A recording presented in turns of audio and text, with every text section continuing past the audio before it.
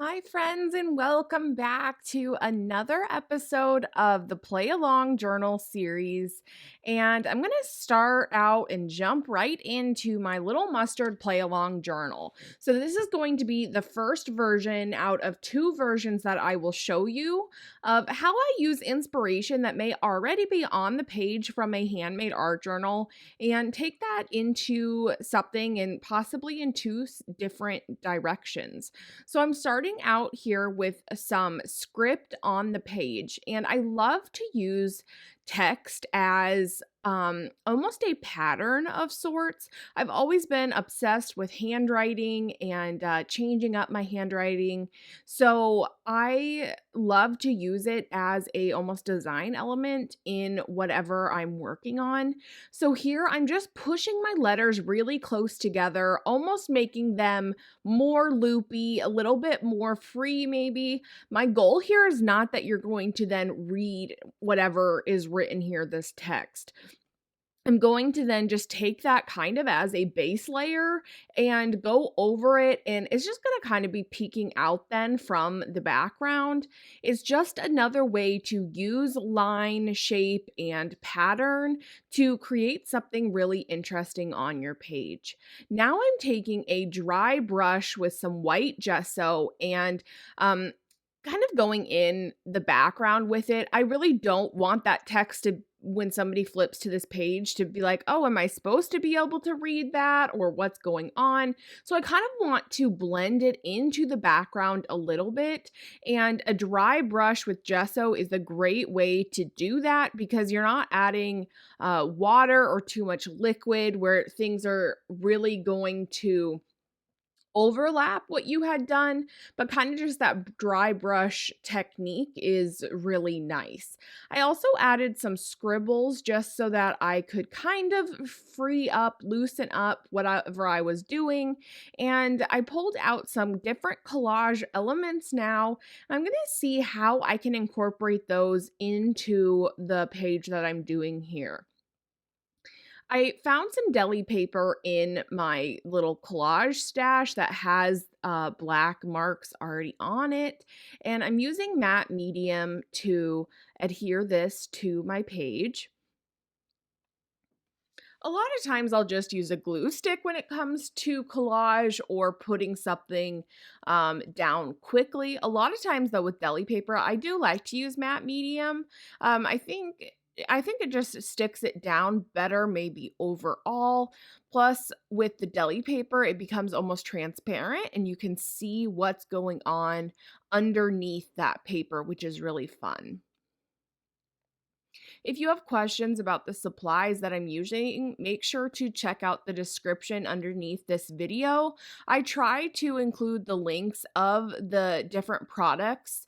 That way, if you are interested, you can go get any of those for yourself.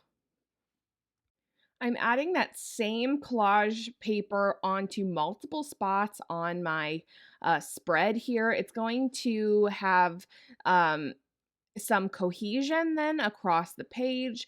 It's not necessary when you're thinking about symmetry to do the exact same thing on both sides of the page. It does not need to be the exact same size of paper that you're adding, the exact same marks, but sometimes when you're just adding a hint of the same thing, you can kind of create that asymmetrical balance that ends up being very pleasing aesthetically to the eye.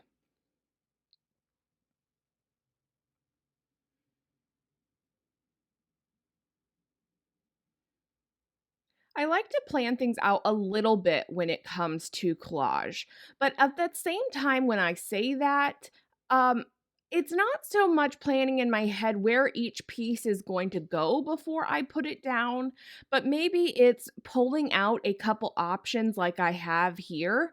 So, taking from the large stash of papers that I actually do have and narrowing it down to what I probably have 5 different papers here. I mean, I'm not always that great at narrowing it down, but sometimes just having that initial narrowing down process can really help with that decision fatigue down the road. I know for me, when I have too many options in front of me, I just get overwhelmed and then I don't even know where to start. So, having options, having possibilities is a really great thing. I think overall, we'd rather have more than less a lot of the times. We think that we need more supplies or more products or whatever it may be. But just remember that sometimes that can actually be overwhelming too. So, setting parameters for yourself or little guidelines or pulling a few different papers that then you're going to use can be really helpful and beneficial in your creating process. I am clumping some of those different collage elements together. I feel like that can create more of an impact rather than just little pieces kind of spread all over the page. If you can clump more of those little pieces together, it creates a bigger impact rather than just almost like seed like pieces scattered across the page. I decided I wanted something a little bit more bold going on. So I'm coming in with my black gesso, and this is just a dry brush as well. So I'm not trying to get this to spread all across the page, but rather I really wanted it concentrated there on the left side. And I'm going to use that so I can put some white numbers on top of it. And I think it's really going to help it stand out and really set it off from the background, set it off from everything that's going on in the background behind it. So don't be afraid to cover up the work that you've done already. It's through building those layers and creating that energy that you really get the depth going on. I think I was happy at each stage that I did this. I was happy at just the handwriting. I was happy after I did the gesso. That's not always the case with each page, but imagine if I had just stopped after I did that original, gesso over top of the handwriting. It would have been a fun page, but how fun is it now after continuing to add, taking the little bit of risk each time that you're covering stuff up? But now you can just kind of see that handwriting peek through from underneath. It's almost completely covered up on the right side, but I'm okay with that. You just get the little hint of it, and I think it really adds to the composition overall.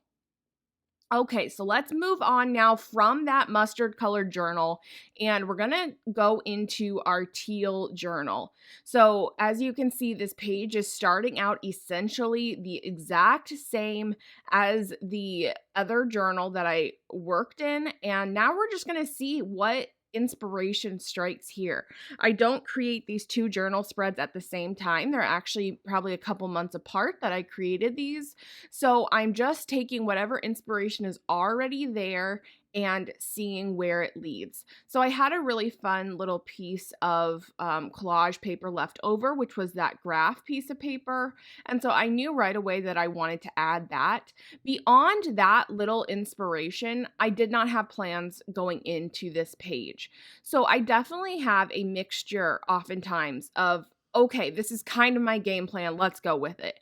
Or sometimes it's just one little piece of paper or fabric or something that inspires me for the whole page. So don't feel like you need to plan out your whole page. In fact, when we do that, I think we're almost limiting ourselves because in our mind's eye, yes, we can see really fun and cool possibilities, but other times we're almost limiting ourselves rather than just taking the supplies that are in front of us and kind of evaluating at each step what would be a really fun thing to add. I also enjoy trying to switch up my order of events, how I'm doing things, when I am doing them. If I always add, scribbles at the end, what about adding them at the beginning? Or if I add dark colors towards the end, what if I add them towards the beginning? So it's all a very playful process if we let it be. I think there is something so beneficial about over time kind of coming into a routine with how we create things that can be how we get consistent results. But I urge you not to get too comfortable in that routine, only because that can lead to us being stagnant overall. I definitely have different processes and different things I thoroughly enjoy doing, and I am happy that over time I have um, kind of nailed down how to get consistent results on different things, whether it's making a journal or on a journal spread page, whatever it may be. But encouraging back in that sense of wonder and play that we first experienced when we started creating is so essential, because that's how we innovate and that's how we create and come across new things. So, in this spread, I'm working with a few different paints and some color pencils. I've actually really been into using color pencils again lately, just basic color pencils. I think these are Prismacolor, but I've had them probably for 10, 15 years, but they just kind of sat, and there came across more fun supplies. I say that in quotes, things that were new and exciting and that I wanted to use. But sometimes going back to those beginner supplies are really fun to see what they can do and new ways that we can use them. So I thought with my black pen, I had drawn, those little oval shapes on the left-hand side. It did not end up giving me quite the look that I was going for, and I wanted it to be a little bit more bold. So I kind of scrapped that idea and decided, okay, if I still want those marks, what is going to be the best way then to get them? So I added a little bit more paint. I added a little bit of collage and gesso and kind of set that piece aside. Now I remembered I had this little handmade foam stamp that I had. And it has those same markings in it. And this way I'm going to paint some black gesso kind of scraggly on here. I'm not doing anything super precise at all. And it's going to give me a bolder look of those exact same marks that I wanted. So if you have an idea and you try it and it doesn't quite work, don't necessarily stop there. Urge yourself to say, okay, well, what can I do to make that work? And maybe it means an adaptation of your original idea. Maybe it's not going to be exactly the same, but we can take those ideas and grow on them. The more that we say, what if, and we kind of lean into that, the more comfortable we'll get with taking risks and to figure out those creative problem solving skills that are so essential in our work. I'm adding just a few little black marks over to the right side of the page. I think it just kind of evens it out from having the black on the left side of the page and making this whole spread feel a little bit more cohesive overall. I have quite a bit of negative space on this spread, and I actually really enjoy that. It's a bit more of an abstract page. There's not necessarily any, quotes or words or florals or anything that are begging to be the focal point. Anyway, I hope that you guys really enjoyed this week's play along journal videos, and I hope to see you next time. Have a great one.